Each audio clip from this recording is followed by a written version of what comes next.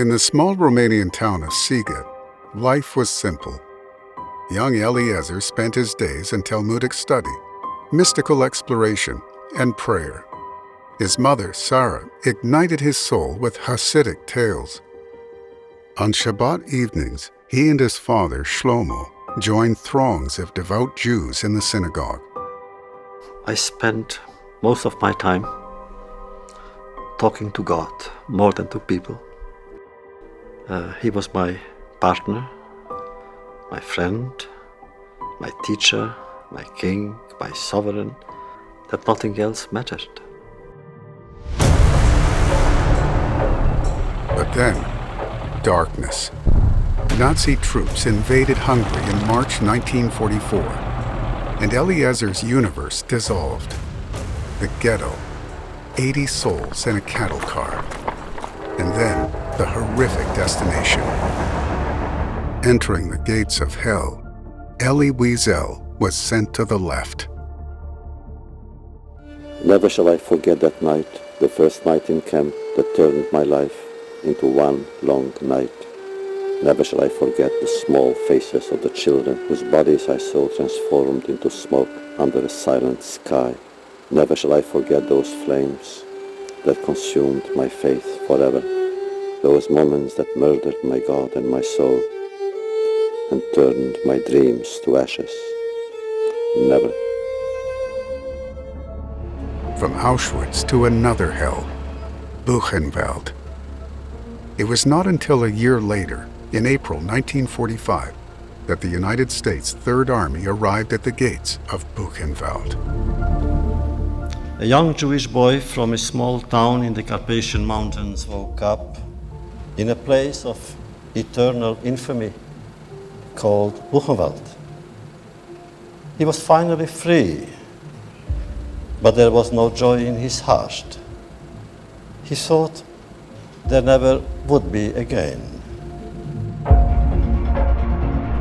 After the war, Elie Wiesel traveled to Paris to study literature, philosophy, and psychology at the Sorbonne. At the age of 19, he took up journalism, working as an international correspondent for an Israeli newspaper, Yediot Achronot. Wiesel immigrated to New York in 1955 and wrote for a Yiddish paper. His initial Holocaust memoir, Night, was published in France in 1958. But his anguished demand to know what had become of his God hung over him like an ominous cloud. French author François Mauriac testified that, in Wiesel's eyes, he observed the death of God in the soul of a child. Meanwhile, in nearby Brooklyn, Rabbi Menachem Mendel Schneerson, who suffered tragic loss as a result of the Holocaust, had assumed leadership of the Chabad movement and was rebuilding a world. Yiddish journalist Gershon Jacobson urged Wiesel to visit the new Rebbe, and so the stage was set for an encounter and relationship that would reverberate throughout Wiesel's life, altering the barren landscape of his soul. I saw the Rebbe at work, and that was enough. I saw him. And I realized that all the tsar in the world, all the pain in the world, all the Jewish you saw him in the world, were on his face, and came back as often as possible, as I could. In the early 1960s, Wiesel scheduled a yachidus, a personal audience with the Rebbe. He arrived with questions, accusations, anger, and sadness. "Rebbe," I asked, "how can you believe in God after Auschwitz?" He looked at me in silence for a long moment, his hands resting on the table. Then he replied in a soft, barely audible voice, "How can you not believe in God after Auschwitz? Hadn't man abdicated his privileges and duties?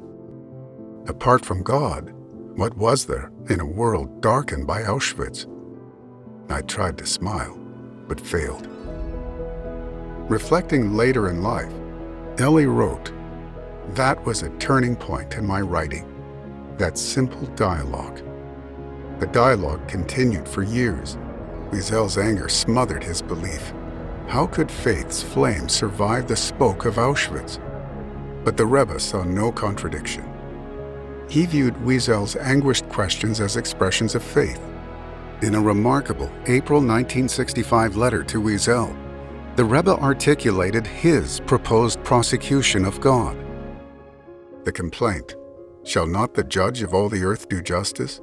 can be authentic and can have its proper force only when it breaks forth from the pain-filled heart of a deep believer. So long as the question is asked with integrity, it is logical that such a deep feeling can come only from the conviction that true justice stems from something higher than both human intellect and human feeling. But after the initial tempestuous assault, he has to realize that the entire approach on which the question is based, and of wishing to understand with the intellect that which is higher than the intellect, is something that cannot take place. Moreover, he must, after a rattling outrage and a thorough grieving, ultimately come to the conclusion, "Nevertheless, I believe ani mamin." On the contrary, even more strongly. The Rebbe insisted that a Jew can prosecute God for Auschwitz, but to do so, we must believe that God is there, and that God is inherently benevolent. In his subsequent memoir, All Rivers Run to the Sea, Wiesel restated his position on questioning God. "I have never renounced my faith in God. I have risen against his justice, protested his silence, and sometimes his absence. But my anger rises up within faith and not outside it. I admit that this is hardly an original position. It is part of Jewish tradition. Abraham and Moses, Jeremiah, and Reb Levi Yitzhak of Berdichev teach us that it is permissible for man to accuse God, provided it be done in the name of faith in God. If that hurts, so be it. Sometimes we must accept the pain of faith so as not to lose it." Wiesel's resurrection of faith was astonishing. He had vowed in fury to never forget those flames that consumed my faith forever, those moments that murdered my God.